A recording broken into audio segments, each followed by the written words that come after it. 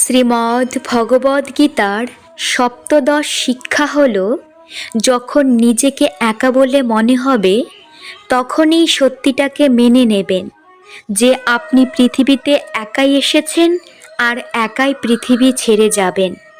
বাস্তবে পৃথিবীতে কেউ আপনার আপনজন নয়। একদিন যে বাবা মা আপনার জন্ম দেবে তারাও আপনাদের ছেড়ে চলে যাবে। তাহলে অন্যদের থেকে কেনই বা আশা রাখবেন? আর যদি কেউ আপনার সঙ্গ ছেড়ে দেয় তাহলে মনে রাখবেন, ভগবান সবসময় আপনার পাশে থাকবে। তিনি কখনোই আপনার সঙ্গ ছেড়ে যাবেন না। গীতায় শ্রীকৃষ্ণ অর্জুনকে বললেন, কোনো মানুষ আপনাকে মানুক বা না মানুক, আমি মানুষের সঙ্গ কখনোই ছেড়ে যাই না, কারণ এরা সবাই আমারই সন্তান।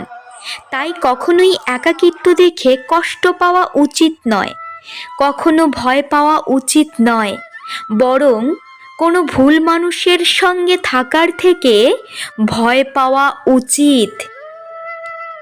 তাই গীতার উপদেশ এটাই, যে মানুষ নিজেকে একলা ভেবে দুঃখ পায় তার একাকিত্ব দেখে ভয় পাওয়ার কোনো দরকার নেই। শ্রীমদ্ ভগবদ্গীতার অষ্টাদশ শিক্ষা হল, জীবনে যখনই কোনো সমস্যা আসবে কখনোই সাহস হারাবেন না, শুধু ধৈর্য রাখুন।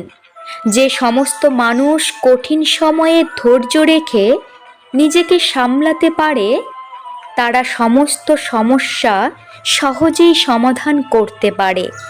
কিন্তু যে সমস্ত লোক সমস্যা দেখে ভয় পেয়ে যায় তাদের সমস্যা আরও বেড়ে যায়। যেসব রকম সমস্যায় নিজের সাহসকে সামলে রাখে সেই সব লোক বড় বড় সমস্যা সহজেই সামলাতে পারে।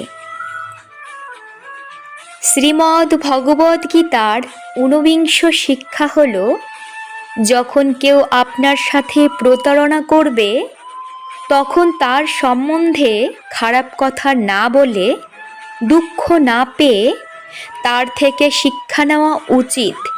সমস্ত লোক আসলে তেমন হয় না যেমন আমরা ভেবে নেই। তাই কারোর ওপর অতিরিক্ত আশা করা কখনোই উচিত নয়, যাতে পরে আমাদের মন ভেঙে যায়। আপনার মন ঈশ্বরকে সমর্পিত করুন, তারপর দেখবেন আপনার মন কেউ ভাঙতে পারবে না। আমাতেই তুমি মন সমাহিত করো এবং আমাতেই বুদ্ধি অর্পণ করো, তার ফলে তুমি সর্বদাই আমার নিকটে বাস করবে, সেই সম্বন্ধে কোনো সন্দেহ। হে অর্জুন, তুমি তোমার মন আমাকে সমর্পিত করো, তাহলে কোনো মানুষ তোমার মন ভাঙতে পারবে না, কোনো মানুষ তোমাকে দুঃখ দিতে পারবে না। শ্রীমদ্ ভগবদ্গীতার 20 শিক্ষা হল, নিজের অতীতকে ভুলে যান, কারণ যদি আপনি নিজের অতীতকে নিয়ে চলতে থাকেন তাহলে বর্তমানে আপনি কখনোই খুশি থাকতে পারবেন না। যারা বুদ্ধিমান হয় তারা তাদের অতীত নিয়ে কখনোই দুঃখ পান না। আপনার অতীত যেমনই হোক না কেন, তার জন্যে নিজের বর্তমান কখনোই খারাপ করা উচিত নয়।